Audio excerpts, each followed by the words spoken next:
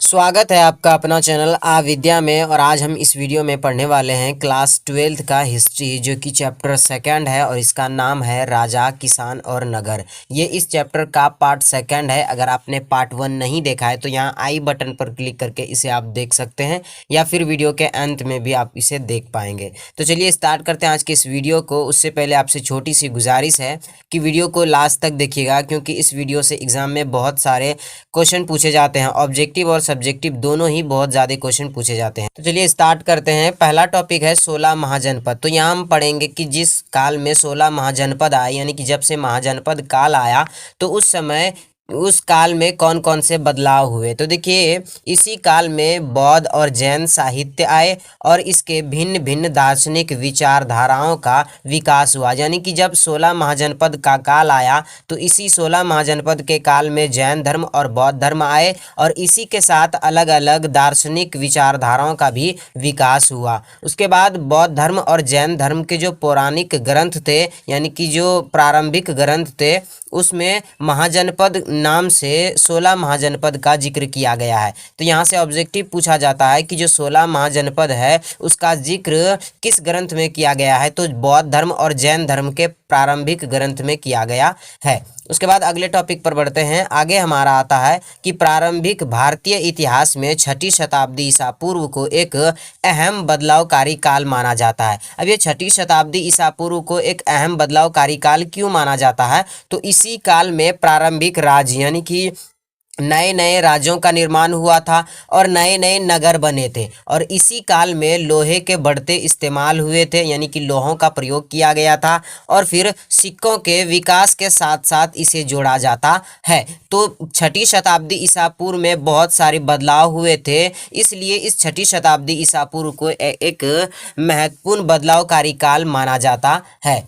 चलिए अगले टॉपिक पर बढ़ते हैं अब हम। तो आगे यहाँ पर देखिए लिखा हुआ है कि हालांकि महाजनपद के नाम की जो तालिकाएं हैं इन ग्रंथों में एक बराबर नहीं है, यानी कि एक बराबर नहीं लिखा गया है। जैसे कि नंबर बाय नंबर होता है, 1 2 3 4 5 6 इस तरह से करके, इस तरह नहीं लिखा हुआ है। यानी कि कभी कुछ और जनपद के नाम है तो कभी कुछ और है। जैसे कि कुछ महाजनपद के नाम ज़्यादातर देखने को मिले हैं, जैसे कि वज्जी हो गया, मगध हो गया, कौशल, कुरु, पांचाल, गांधार और अवंती। ये सारे महाजनपद जो थे ये थोड़े महत्वपूर्ण महाजनपद थे, इसलिए ये ज़्यादातर हमें देखने को मिलता है अक्सर, यानी कि ये महाजनपद के नाम अक्सर मिले हैं। इससे यह स्पष्ट होता है कि उपर्युक्त महाजनपद सबसे अहम महाजनपदों में गिने चुने जाते थे। यानी कि ये जो उपर्युक्त महाजनपदों के नाम है, ये सारे महाजनपद ये थोड़े महत्वपूर्ण थे, इसलिए इन सभी महाजनपदों के नाम ही हमें ज़्यादातर देखने को मिलते हैं। अब यहाँ पर देखिए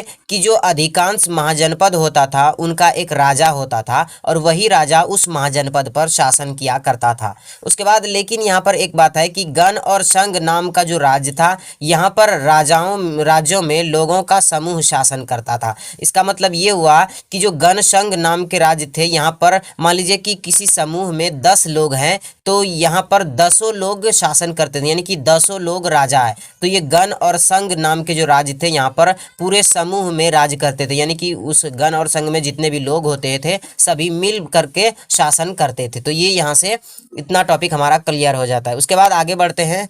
आगे हमारा आता है कि हर महाजनपद की एक राजधानी होती थी और जिसे किले से घेर दिया जाता था। जब अब किले से घेर दिया जाता था तो किलेबंद राजधानी के रख रखाव के लिए, यानी कि प्रारंभिक सेना की ज़रूरत होती थी और नौकरशाही की ज़रूरत होती थी, और इसके लिए धन की ज़रूरत होती थी, क्योंकि आपके यहाँ कोई सैनिक बनकर रहेगा, कोई नौकर बन के रहेगा, तो उसको तो कुछ चाहिए, यानी कि उसको धन चाहिए, वेतन चाहिए। तो इसके लिए राजा लोग क्या करते थे, शासक किसानों और व्यापारियों से कर वसूलते थे, यानी कि टैक्स लेते थे। और कोई कोई शासक, ऐसा इतिहासकार बताते हैं कि कुछ ऐसा भी हो सकता है कि जो पड़ोसी राज्य हो उसको लूट करके धन इकट्ठा किया जाता हो, और वही जो धन मिलता था, यानी कि जो लूटे हुए माल मिलते थे, उन्हीं से फिर क्या करता था, सैनिकों और नौकरशाही में बांट दिया जाता था वेतन के रूप में। उसके बाद कुछ जो शासक थे उन्होंने धीरे धीरे राज्य अस्थायी सेना और नौकरशाही रखना शुरू कर दिया, यानी कि परमानेंटली उन्होंने सेना और नौकरशाही रखना शुरू कर दिया। उसके बाद अगले टॉपिक पर बढ़ते हैं। तो यहाँ से ये टॉपिक बहुत ही इंपॉर्टेंट है।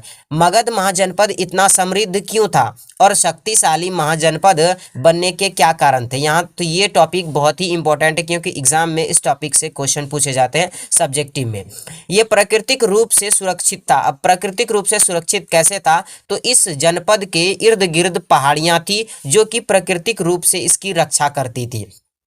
तो ये पहला टॉपिक आपको यही लिखना है कि ये प्राकृतिक रूप से सुरक्षित थी क्योंकि इसके चारों तरफ क्या थी, पहाड़ियां थी, जिसके वजह से कोई बाहरी आक्रमण नहीं कर पाता था इस मगध महाजनपद पर। और यहाँ की जो भूमि थी वो उपजाऊ भूमि थी क्योंकि गंगा और सोन नदी के पानी द्वारा यहाँ पर सिंचाई के साधन थे और इसी सिंचाई के साधन उपलब्ध थे, जिसके कारण यहाँ की जो फसलें होती थी, यहाँ पर जो चीज़ भी उपजाई जाती थी वो सारी चीज़ें अच्छी होती थी। उसके बाद तीसरा है, जंगल में हाथी उपलब्ध होते थे क्योंकि यहाँ पर ये बिहार के तरफ में था, मगध साम्राज्य यानी कि बिहार में था, तो यहाँ पर जंगलें थी और जंगल से क्या होते थे, इसे हाथी उपलब्ध हो जाते थे जो कि सेना में यानी कि युद्ध करने के समय में ये हाथियां बहुत ही ज़्यादा काम आते थे। तो इस वजह से ये क्या होते थे, यानी कि मगध साम्राज्य सबसे शक्तिशाली साम्राज्य था, यानी कि 16 महाजनपद में सबसे ज़्यादा ताकतवर जो था वो मगध ही था। उसके बाद आता है योग्य तथा महत्वाकांक्षी शासक, यानी कि जो मगध के जितने भी शासक हुए हैं वो सभी क्या होते थे, बहुत ही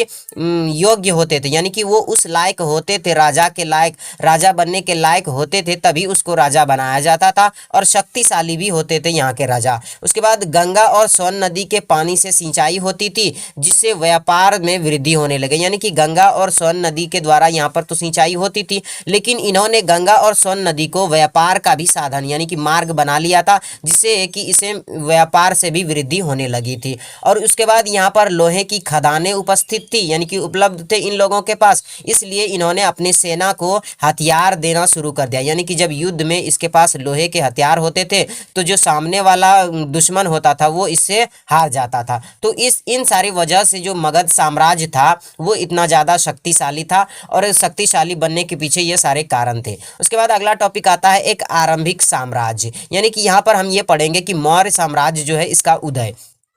तो जैसे कि आप जानते थे कि जो मगध के अंतिम यानी कि मगध महाजनपद के जो अंतिम शासक थे घनानंद, उसको पराजित करके चंद्रगुप्त मौर्य ने मौर्य वंश की स्थापना की थी, यानी कि यहाँ पे दिखा मगध के विकास के साथ साथ मौर्य साम्राज्य का भी उदय हुआ था। उसके बाद मौर्य साम्राज्य की जो स्थापना हुई थी वो चंद्रगुप्त मौर्य ने 321 ईसा पूर्व में की थी, जो कि पश्चिम में अफगानिस्तान और बलूचिस्तान तक फैला हुआ है। बलूचिस्तान वर्तमान में पाकिस्तान में स्थित है। तो इतना बड़ा जो था वो मौर्य साम्राज्य का फैलाव था, यानी कि बहुत ही भयंकर साम्राज्य स्थापित किया था चंद्रगुप्त मौर्य ने। उसके बाद आगे बढ़ते हैं। यहाँ पे आता है कि मौर्य वंश जो थे इसके बारे में हमें जानकारी के स्रोत कहाँ से मिले, यानी कि मौर्य वंश के बारे में इतनी सारी जानकारी कैसे मिली। जैसे कि पहला चैप्टर हम पढ़े थे हड़प्पा सभ्यता, तो वहाँ पर हमें उस सभ्यता के बारे में बहुत सी चीज़ें नहीं मालूम थी, जैसे कि वहाँ की लिपि क्या थी, चित्रात्मक, उस लिपि को कोई पढ़ नहीं पाया था। लेकिन मौर्य साम्राज्य के बारे में हमें बहुत सारी चीज़ें मिलती हैं। तो ऐसा क्यों होता है, तो देखिए यहाँ की जो मूर्ति कला थी ये भी हमें बहुत सारी चीज़ें बताती है। उसके बाद समकालीन रचनाएं जो मेगास्थनीज थी, और मेगास्थनीज ने एक पुस्तक लिखी थी जिसका नाम था इंडिका। तो यहाँ से ऑब्जेक्टिव क्वेश्चन पूछा जाता है कि इंडिका पुस्तक किसके द्वारा लिखा गया है, मेगास्थनीज के द्वारा, तो इसे आप याद रखिएगा। उसके बाद चंद्रगुप्त मौर्य के दरबार में आए यूनानी शासक जो थे, इसके द्वारा भी इन्होंने भी बहुत सारी पुस्तकें लिखी, जिसके वजह से हमें मौर्य साम्राज्य के बारे में जानकारी मिली। तो यहाँ से ये पता चला कि जो इंडिका पुस्तक लिखी गई है मेगास्थनीज के द्वारा, इस इंडिका पुस्तक में मौर्य साम्राज्य के बारे में बहुत सारी चीज़ें बताई गई है, जिसके वजह से हम मौर्य साम्राज्य के बारे में बहुत सारी चीज़ें जान पाए। और जो यूनान के राजदूत आए, ठीक है, तो उन्होंने भी कुछ न कुछ देखा यहाँ पर जब आए, तो उन्होंने भी अपने पुस्तक में कुछ लिखा। और जब इतिहासकारों ने यूनान के राजदूतों का पुस्तक देखा, पढ़ा, तो उसके बाद ये हमारे मौर्य साम्राज्य के बारे में बहुत सारी चीज़ों की जानकारी मिली। उसके बाद सबसे महत्वपूर्ण पुस्तक जो है वो अर्थशास्त्र।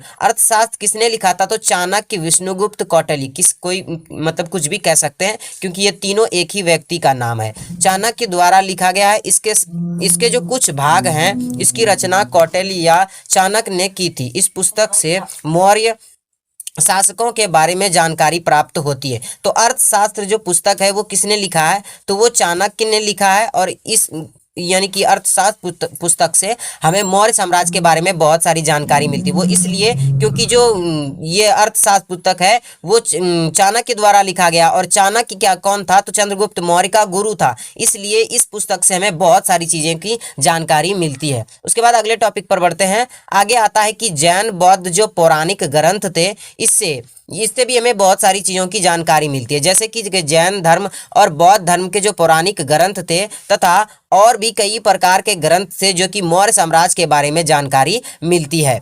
उसके बाद अशोक ने स्तंभ बनवाए थे। अशोक द्वारा जो स्तंभ बनवाए गए थे उससे भी जानकारी मिली थी, और अशोक द्वारा लिखवाए गए स्तंभों से भी मौर्य साम्राज्य के बारे में महत्वपूर्ण जानकारी मिली है। यानी कि यहाँ से एक इम्पॉर्टेंट बात यह है कि अशोक पहला सम्राट था जिन्होंने क्या किया था, अधिकारियों के लिए और प्रजा के लिए उन्होंने प्राकृतिक पत्थर पर पॉलिश किए हुए अभिलेख लिखवाए थे। तो यहाँ पे वही टॉपिक है, अशोक पहला सम्राट था जिसने अधिकारियों और सेना के लिए यानी कि प्रजा के लिए संदेश प्राकृतिक पत्थरों और पॉलिश किए हुए स्तंभ पर लिखवाए थे। जैसे कि कुछ अगर आप किसी चीज में पास करते हैं तो उसके साथ आपको अवार्ड दिया जाता है और उसके साथ में एक सर्टिफिकेट भी दिया जाता है, यानी कि ये आपका प्रमाण है कि ये यहाँ पर आप विजेता घोषित हुए। तो उसी प्रकार से अशोक जब किसी कोई अच्छा काम करता था तो उसी के साथ क्या करता था, वो देता था एक अभिलेख। ठीक है, जो प्राकृतिक पत्थरों से और पॉलिश किए हुए पत्थरों से स्तंभ बने होते थे और यही स्तंभ उसको दिए जाते थे।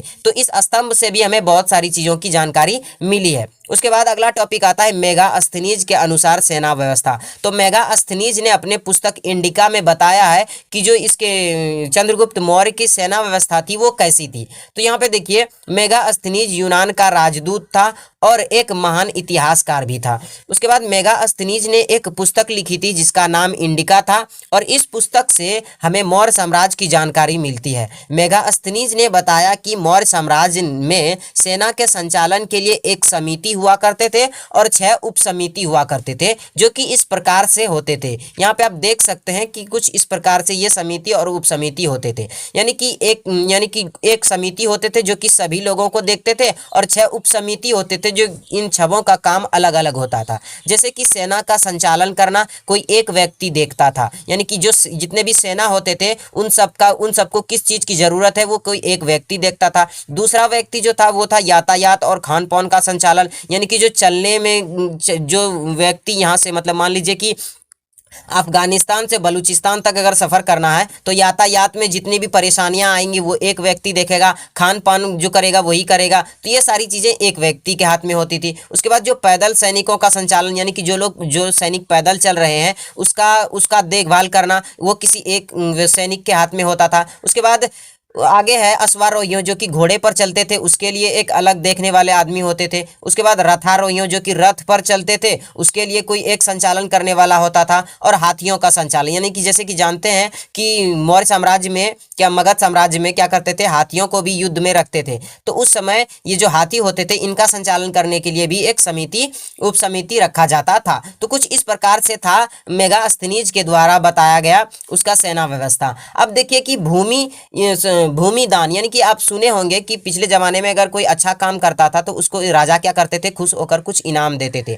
और उस समय ज्यादातर इनाम में भूमि ही दिया जाता था, यानी कि जमीन ही दी जाती थी। तो इतिहासकार को बहुत प्राचीन समय से ऐसे सबूत मिले हैं जिन्हें देखकर यह पता चलता है कि काफ़ी पुराने समय से ही भूमि को दान दिया जाता था। यानी कि इतिहासकार ने जब प्राचीन समय से ऐसे बहुत सारे बात सुनी और उन्होंने देखा, रिसर्च किया, तो उसे ये पता चला कि ये जो भूमि अनुदान की प्रथा है ये बहुत पुराने समय से चली आ रही है। और इतिहासकार को भूमि दान के अभिलेख भी मिले हैं, यानी कि जिसको भूमि दान में दिया है तो उसको एक अभिलेख दे दिया जाता था जिस पर कि लिखा होता था कि आज से ये भूमि आपकी है, और बहुत सारी चीज़ें ये किसके द्वारा दिया गया है, कौन लेने वाला है, ये सारी बातें भी लिखी होती थी उस अभिलेख में। और इस अभिलेख से भी पता चला है कि भूमि अनुदान दिया जाता था, भूमि को दान में दिया जाता था, जिसमें से कुछ पत्थरों पर लिखे होते थे और कुछ ताम्र पत्थर पर लिखे होते थे। ताम्र पत्थर पर पहले जो थे वो अभिलेख और ताम्र पत्थर चलते थे, यानी कि जिस तरह से अभी रजिस्ट्रेशन करवाते एक फॉर्म दिया जाता था, तो उसी प्रकार से ये जो लोग होते थे इन सबको या तो अभिलेख दिया जाता था या फिर ताम्र पत्थर पर कुछ लिख करके देना होता था, जरूरी बातें होती थी वो इन सारी चीजों पर लिख कर उसे दे देते थे। उसके बाद ज़्यादातर जो अभिलेख मिले हैं हमें वो संस्कृत भाषा में लिखे गए थे। तो यहाँ से ये बात जानने को मिला है कि ज़्यादातर जो अभिलेख थे वो किस भाषा के में थे, तो वो संस्कृत भाषा में थे। उसके बाद अगला टॉपिक है हमारा कि प्रभावती गुप्त चंद्रगुप्त द्वितीय की पुत्री थी और इसकी शादी जो हुई थी वो दक्कन के वकाटक परिवार में हुई थी। हमने ऐसा पढ़ा है कि यानी कि इतिहासकार ये बता रहे हैं कि हमने ऐसा पढ़ा है कि धर्मशास्त्र के अनुसार महिला का भूमि पर अधिकार नहीं होता था। यानी कि इन्हें कुछ अभिलेख मिले हैं इतिहासकारों को जिनसे कि ये पता चलता है कि जो महिलाएं होती थी, जो औरत होती थी, उसका भूमि पर कोई अधिकार नहीं होता था। लेकिन एक अभिलेख से पता चला है कि जो प्रभावती गुप्त थी उसके पास भूमि थी और वो भूमि की मालकिन भी थी और उसने भूमि को दान में भी दिया था। तो ऐसा हो सकता है क्योंकि वो क्या थी, ऐसा शायद इसलिए हो सकता है क्योंकि प्रभावती जो थी वो एक रानी थी, इसलिए उसके पास शायद कुछ ज़्यादा अधिकार रहे होंगे। यानी कि उस पिछले ज़माने में अगर आप देखें तो उस समय जो आपको इस चैप्टर में पढ़ने को मिलेगा, जो ब्राह्मण होते थे उनको कुछ विशेष अधिकार मिलता था, लेकिन जो शूद्र होते थे उसको उतना अधिकार नहीं मिलता था। तो हो सकता है कि जो प्रभावती गुप्त थी ये क्या थी, एक रानी थी, इसलिए इसको भूमि अनुदान देने का या अपने पास रखने का भी अधिकार हो सकता था। तो आज की वीडियो यहीं पर समाप्त हो